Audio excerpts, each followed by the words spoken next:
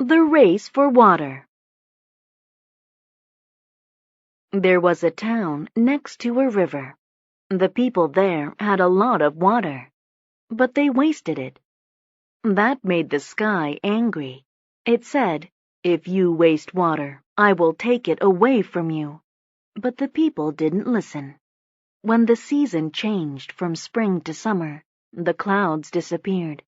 The bright sun was hot and made the river dry. There was no water available. People asked, "When will the rain fall?" The sky's response was, "You don't appreciate water. You waste it, and now I will never make rain again." A boy determined that this wasn't fair. He thought of a solution. He asked the sky to race him. He said, "If I get to the top of that hill before your rain can form puddles, you must fill our river." The sky laughed. "Little boy, I am the sky. I am above everything else. You cannot beat me." But the boy knew he would win. When the race began, the boy ran forward.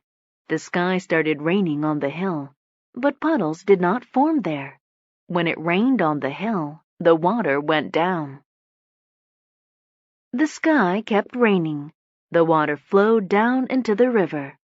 When the boy reached the top of the hill, the river was full. The people began to celebrate. It was the highest level the river had ever been at before. The sky was angry. "A boy can't beat me. I won't fill your river," it said. Now the boy laughed.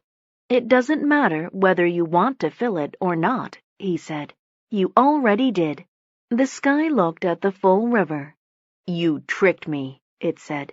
It asked the people, "Do you appreciate water now?" "Yes," they said. "We won't waste it." That is how a lone boy saved his town and won the race for water.